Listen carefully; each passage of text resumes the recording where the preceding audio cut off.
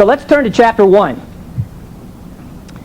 Now skip this in the interest of time. I'm calling it the Eastern mind. The Eastern mind. Anyone here educated in the Orient or in Africa? Everyone here? Okay. Okay. What? The whole education from like first grade through university, or? I was kind of raised in it, and then I started taking more in-depth classes. Okay. So your experience with Eastern. Anyone else? What's your first name? Enoch. Oh, I like that name. Enoch will understand this more experientially than the rest of us will, because I was educated in the West also. Let's talk about the Eastern mind. What's the best way to understand the Bible? I like this. Why don't we ask this guy? I think that would be a great idea. You know why? Because that guy was there when the Bible was written. He was carved on stone already then, but that guy was there. He saw the Bible as it unfolded in his culture. What is his culture? His culture is what we call East or Eastern. Our culture is what we call West or Western or Greek. Anything European or influenced by European, Canada, United States, Central and South America, anything influenced by Europe is Western. It's in the tradition of the Greeks. Anything from Africa, Asia, India, and even the Native American civilizations, north and south, are Eastern thinkers. Let me show you the difference. And for you philosophy majors, you're going to say this is hopelessly oversimplified. I agree 100%. But I need to do this in 5 minutes. A Westerner, a Western mind, the Greek tradition, thinks abstractly. That is, we abstract data out of a real-life situation, and we study it. We break it into its pieces. We try and understand every piece. We put it back together. And each bit of information, we want to be able to put in a proposition that states the truth about this, that, or the other thing. We love definition. We love proposition.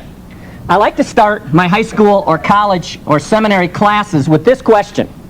I'm in a religious setting, okay? High school and college and seminary. So I can ask this in a genuinely religious sense. Who or what is God? Now, I get all kinds of wonderful answers. I'd love to do that here this morning, but again, I will try and save my time for something that I think is more crucial to where you are.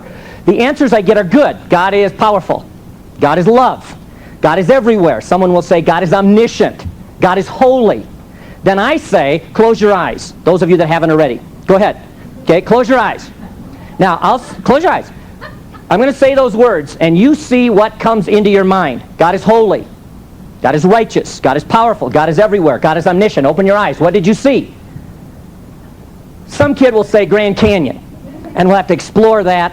I explained Grand Canyon was originally, the origin of the Grand Canyon was a Dutch guy lost a nickel in a gopher hole, and he was looking for, never mind. The Grand Canyon, somebody will say. Now, I don't know where that comes from, but it tends to come up. But those words are Western. That is, you don't see holy. You don't see omniscient. You don't feel it. It operates rationally on the mind. Now, there's nothing wrong with it. Those are awesome words. God is holy and righteous and everywhere. But a Westerner wants to take information and present it in abstract idea or abstract definition or proposition so that we can examine it and decide if it's true. That's you, to some degree or another. Some of you are very comfortable with this. All you math and business majors and you logic people, this is right down your alley. Some of you artists move a little bit in another direction. But an Easterner is totally different when it comes to looking at the same truth. Now I'm going to call it Hebrew because Hebrew is East, but it's much bigger than that. Hebrew thinkers want truth in concrete picture or story language. They don't want to abstract out of real life situation. They want to enter into life situation. Now, when I take students to Israel, and we do our Israel seminar, I will try and get into a Jewish school because I want to show them how different their thinking is. And I will say in the Jewish school, who is God? I mean, in the Eastern Jewish school, Orthodox Jewish school, at least no one would raise their hand. They just shout it out. That's how you do in the East. Immediately, who is God? Oh, the Lord is my shepherd. God is a rock. God is living water.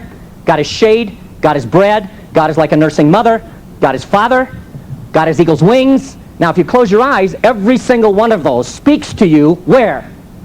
Here first, and then here. Because it's not precise to say God is my shepherd. What does that mean?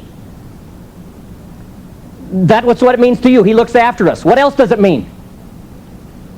He gathers us. What else does it mean? He takes care of us. I mean, there's 1,000, very good. Akiva said every text has 70 faces. There's 70 things every text means. Why? Because it's a picture that you interpret. Let me tell you something. I can make a good case. Ask me later, like at a break or some other time. I can make a good case that the light of the world, Jesus, was conceived on the Feast of Lights. That the one who will lead us to the Promised Land was born on Sukkot, the Feast of the Promised Land.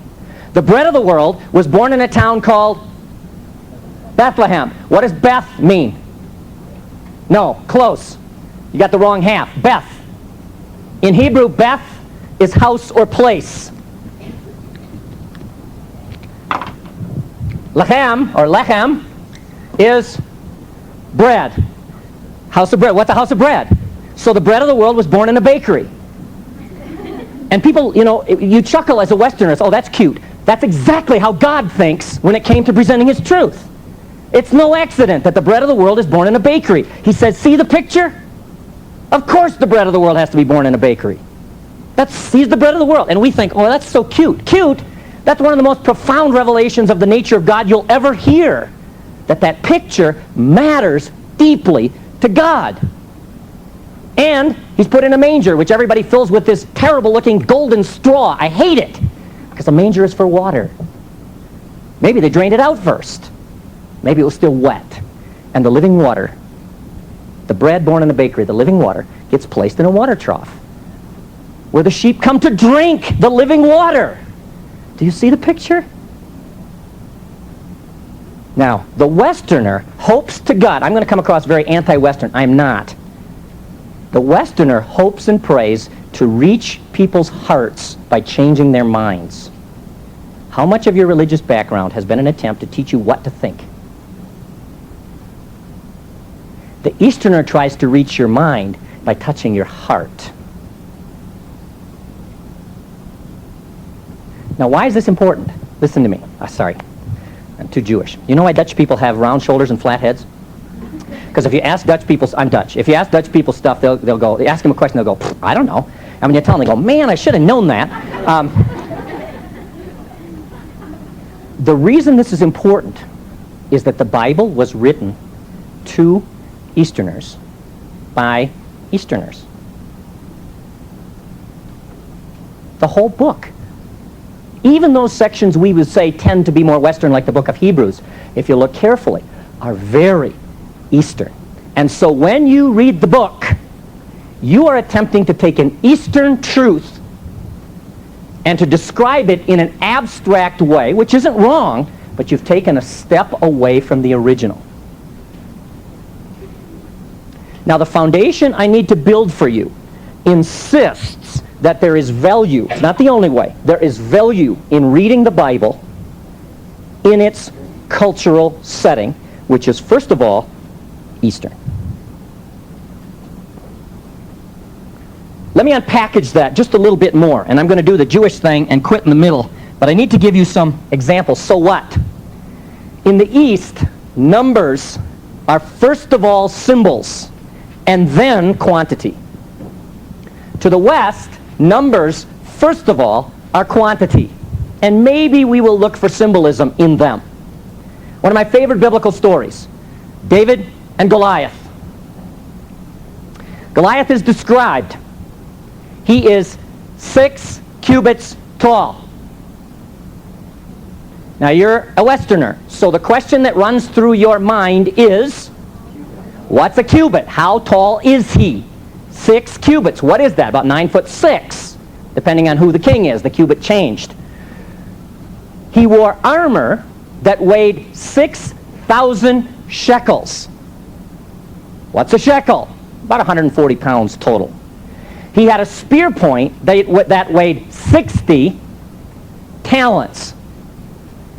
What's a talent? You want to know the Easterner would say, they wouldn't say this, but I'll show you the logic they go through. Why would God tell us about his armor and his height and his spear point and not about his sword and his shield and his greaves and his javelin? Why aren't those? Because there's something about those 3 numbers. So if Goliath had been an athlete on a team, what was his number?